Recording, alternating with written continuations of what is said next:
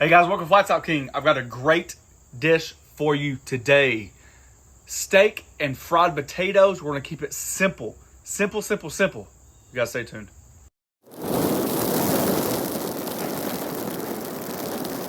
There's some recipes that need to be adjusted, and there's some things that are good on its own. Today is no different. My wife said, if you're gonna cook a filet, I want it exactly the same way that you would make it for us. Not video purposes, nothing like that. That's what we're doing. So we got 3 beautiful fillets. Her father's here. He loves fillets, so that's what we'll make him.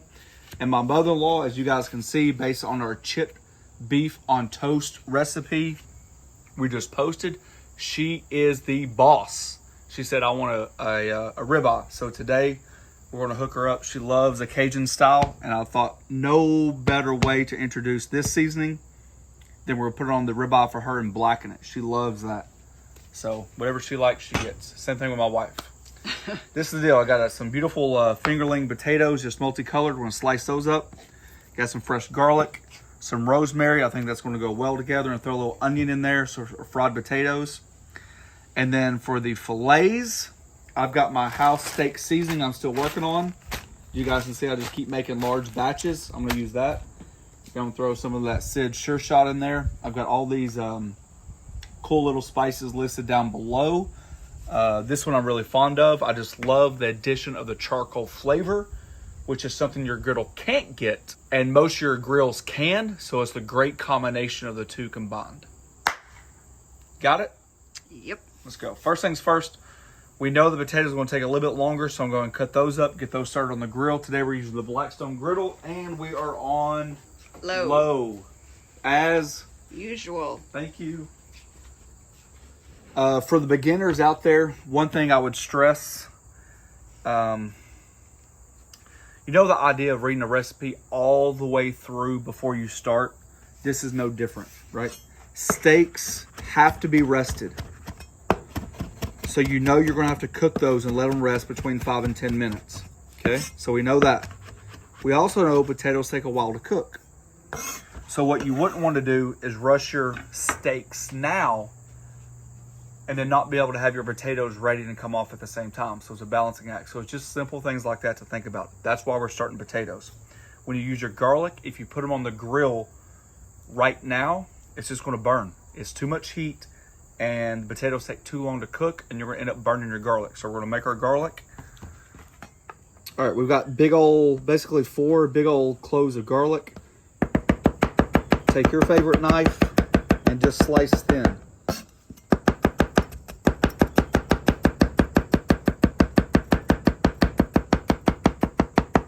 With the onion, I've just sliced it in half. Obviously, you can chunk them, you can dice them, you can do anything you want to. Not a big deal. I think the correct terminology, if I remember correctly, and I could be wrong, I'm sure I'll be corrected if I am, is lyonnaise. Anytime you add potatoes and onion, it's called lyonnaise. Potatoes, lyonnaise, I can't remember. Lyonnaise is the term that comes to mind. Maybe I'm wrong. Who knows? All right, so we got that together. We're gonna take the large pieces of potato.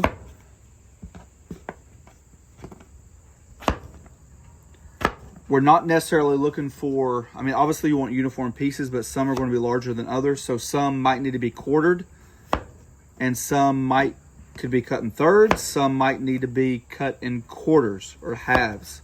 Really just depends. You're trying to keep uniform sizes so they cook evenly.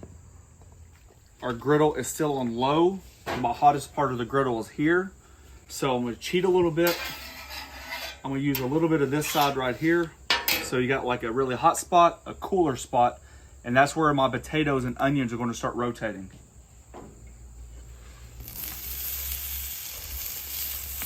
I'm going to keep my onions separate for a minute, just to start getting some color on them.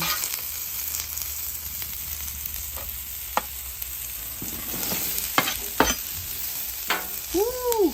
Just hit everything with simple salt and pepper.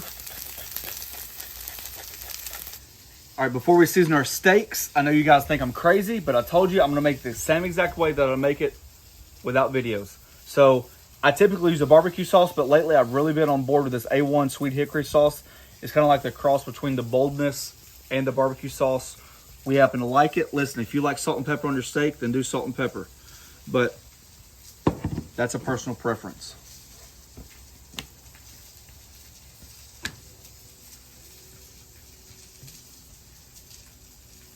Right over top.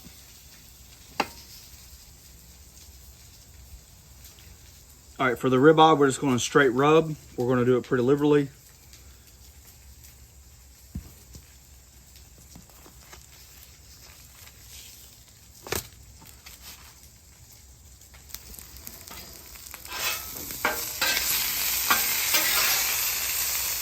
See the color on the onions? That's what I'm looking for right there. So now we can start mixing them.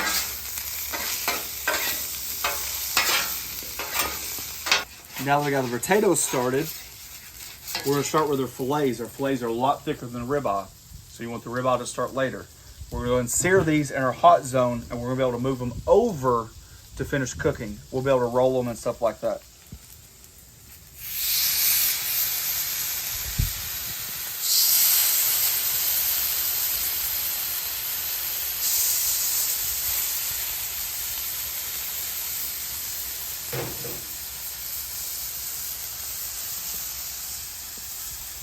One thing to keep in mind when you're using a sweet style binder or a binder at all, your timetable is going to speed up, okay? Flip them in a new spot. We're going to be able to get that off with our scraper. That's the crust you want to start building. It doesn't take long.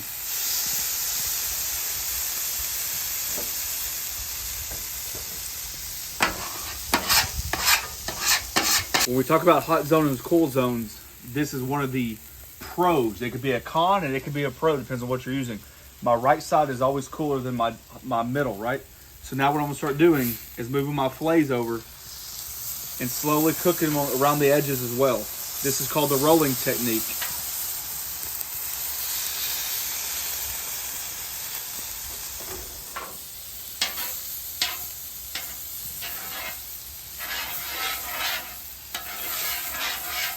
Ready? Mm-hmm.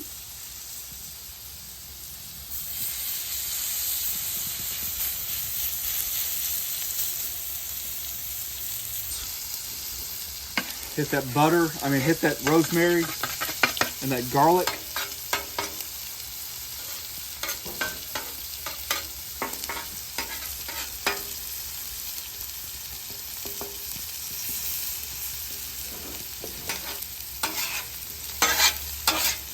Oh, it smells so good, babe.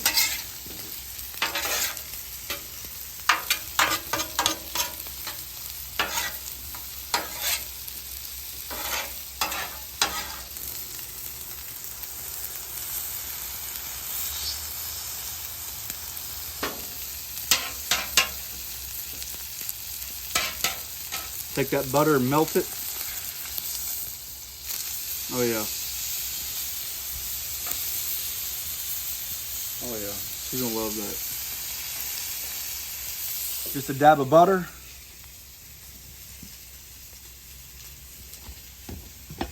Come back in with that W sauce. Once again, this is a personal preference.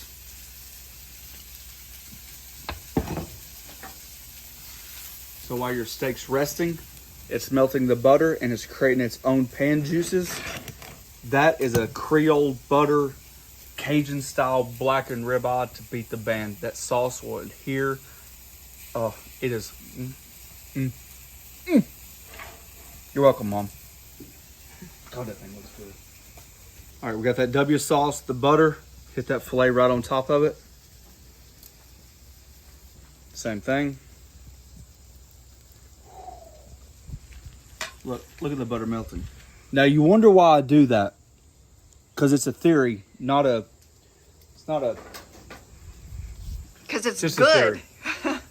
Typically when you take a steak off, whether it be the charcoal grill, the pellet smoker, or your flat top grill, the last thing that touches the surface is the bottom. So many people add a compound butter or something like that over top of it. In the restaurant business, would throw that underneath our bright lights, our warmer, and that would also help keep the food warm, but it'll also help melt that butter over the steak. When you're at home, you don't have that luxury. The hottest part of your steak is the last thing that touches the griddle or the grill. So when you put your butter and your sauce underneath the steak, it will help melt the butter and adhere with that sauce. Then you got the natural juices that are naturally coming down underneath the steak as well. So then it creates just this whirlwind of flavorism. You like that? Whirlwind of flavorism. I just came up with it. I like it.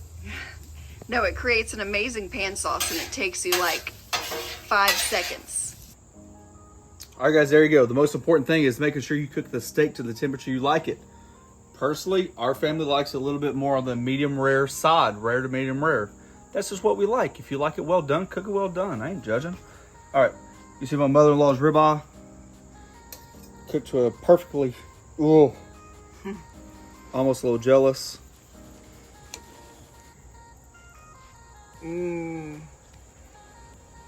That is perfect for me. That's exactly what I wanted. Just a touch on the rare. Hit it with that pan sauce that we talk about.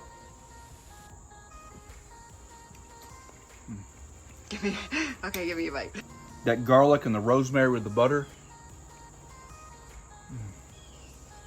How are you guys making your special steaks and your potatoes on your griddle? Comment down below.